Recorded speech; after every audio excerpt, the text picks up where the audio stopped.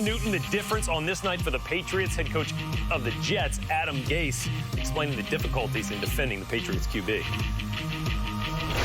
You know, I think that we were prepared for the quarterback design runs. We weren't sure if, you know, that would be what they were looking to do game plan wise, just because, you know, most teams, they change up how they run the ball against us a little bit. I don't think they were looking to see how many hits he could take running the football.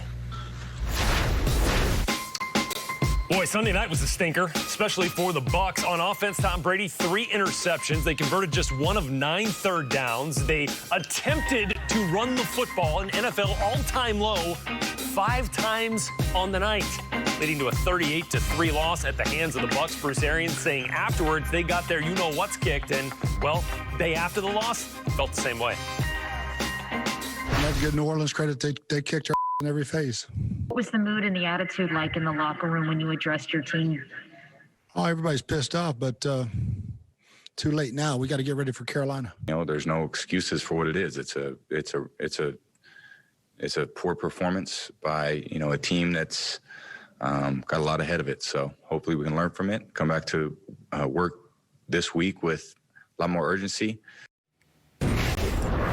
All right, back here with the Hall of Famer Terrell Davis and Brian Baldinger. Baldy, I know you've been digging into the tape here to figure out exactly where the Bucs went wrong. Already with so much talent, it's like they added Antonio Brown to the mix and they got worse. What happened to Brady in this offense? Well, they didn't protect really well, and they had been protecting Tom Brady extremely well, especially the previous 2 games. But I thought from the very first play of the game, New Orleans really affected Tom Brady and what he wanted to do throwing the football. They like the deep balls. They want to take their deep shots. They did on the very first play. But watch Cam Jordan over here against the rookie Tristan Wirfs. I mean, when you get to Tom Brady like this and you knock him on his Brady, like he's just not going to be as accurate with the football. And then when they want to take a shot here to Mike Evans against Marshawn Lattimore with the safety sitting in a hole, it makes Tom Brady think about it. And then when he gets off that route and he throws an errant throw down the sidelines, it's because, you know, he gets hit on this play as he's getting ready to take his read from Mike Evans all the way to the other side to Chris Godwin. Here he gets hit on the backside right here, and it affects the throw, and it sails on him right there. And so the defensive line was affecting him. The one time that he got protected, they had a shot to Antonio Brown. This is just a poor throw by Tom Brady. He has a chance to step into this throw. Antonio Brown's got to step on the jackrabbit here. No color in the post. Throw it to an open patch of grass, and he hangs it up there, and Janoris Jenkins defends it. And then if you look at this play right here, David Onyemata had one of his best games I've ever seen. Not only does he get the interception, but he knocked Brady down 4 times in that game. And, you know, that affected that throw on the outside to Gronkowski. And so, look, when you're 0 for 4 in your first 3 third down opportunities, you punt. And you give it back to an offense that was just, you know, just perfect, actually. And so all of a sudden you're down 31-0, and you're just, you know, you're looking around with stars in your eyes going, how did we get here? That's how you got there. No question. Drew Brees, 4 touchdown passes in this game, now 3 ahead of Tom Brady for the NFL all-time lead at 564 to 561. Look, all is not over for the Bucs as you get a look at the NFC playoff picture here.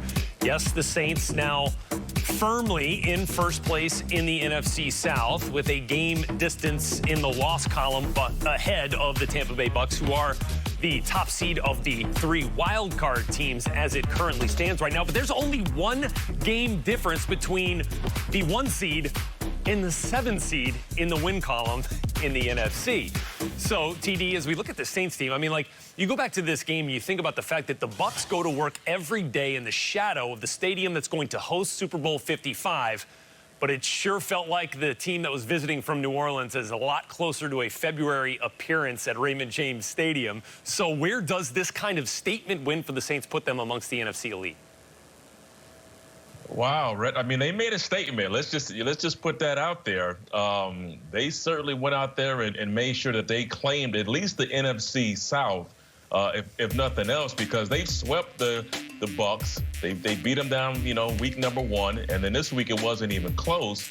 So they made their statement there. But remember, this team, they lost to the Green Bay Packers as well.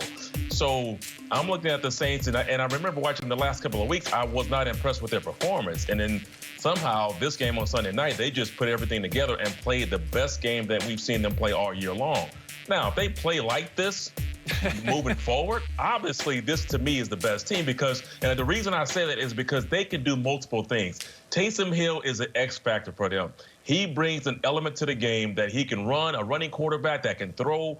So they can be multiple and flexible in their game plan. And, of course, Drew Brees, and you got Alvin Kamara. Obviously, you got Thomas is back. So, listen, if they play their game, I don't think any team can beat them in the NFC. But what I've seen so far from this team, they have not been consistently doing that. So that's my big question with the Saints. Yeah, and TD, Drew Brees even admitted it. That kind of game against that kind of opponent is rare. And look, if you're right, if they could get that kind of performance moving forward, that's going to be a hard team to beat in the postseason.